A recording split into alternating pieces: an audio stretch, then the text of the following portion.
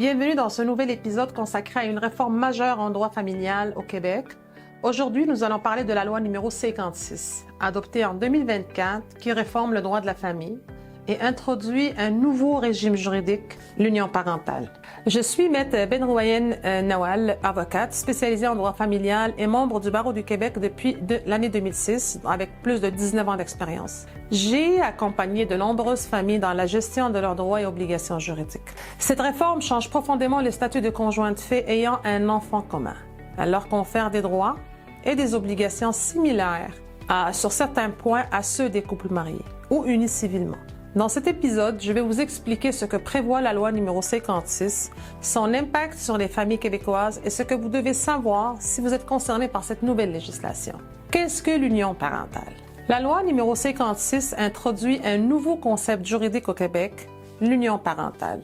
Concrètement, une union parentale est créée automatiquement lorsqu'un couple de fait devient parent d'un même enfant, soit par naissance, soit par adoption.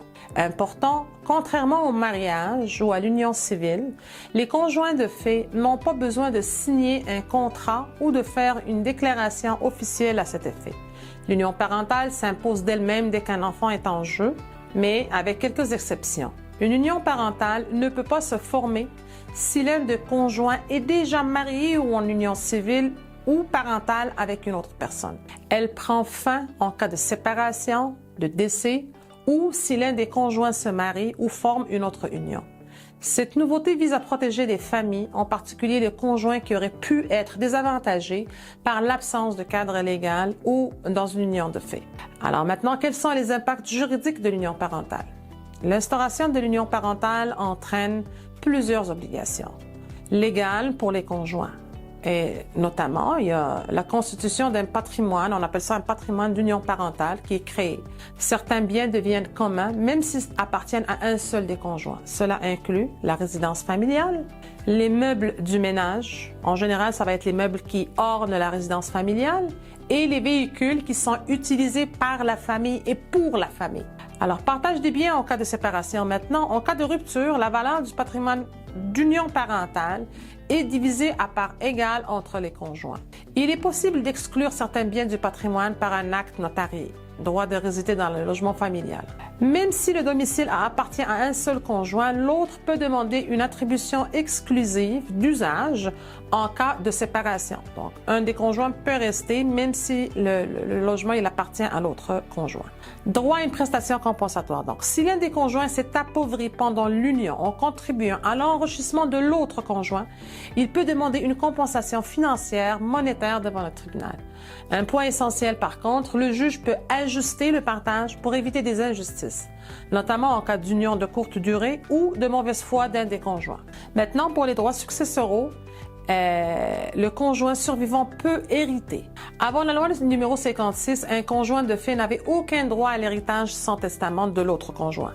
Avec cette réforme, le conjoint en union parentale devient un héritier légal en cas de décès de son partenaire. Cela signifie qu'un conjoint survivant peut hériter du patrimoine de son partenaire décédé, même sans testament.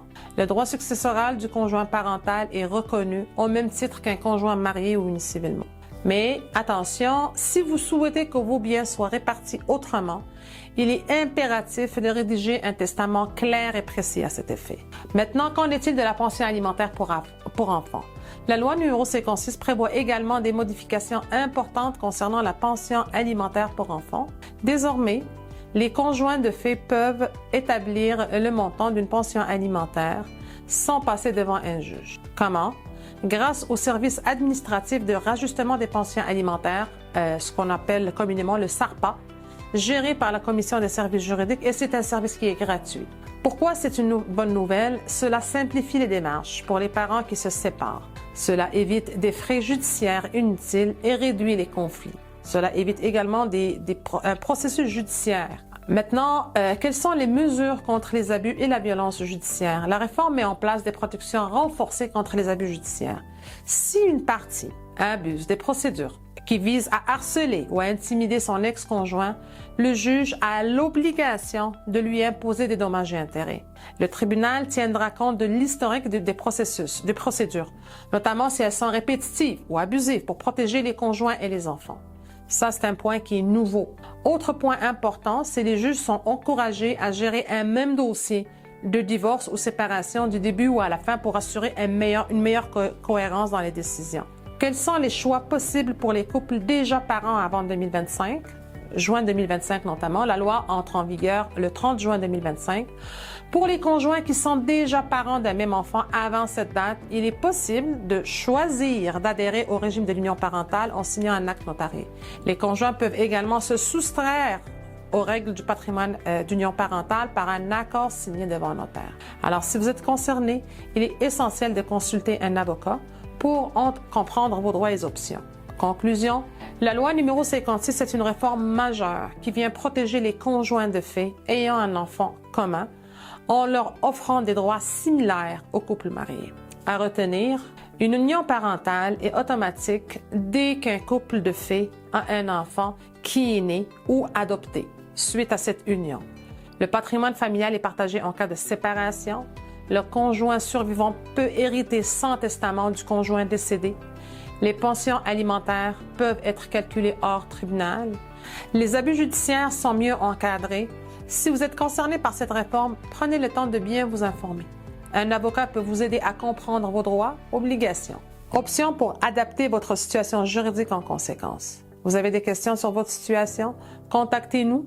Visitez notre site web www.soutienmaghreb.ca/vos questions. Posez votre question directement à Maître Nawal Benrouayen et à très bientôt pour un nouvel épisode.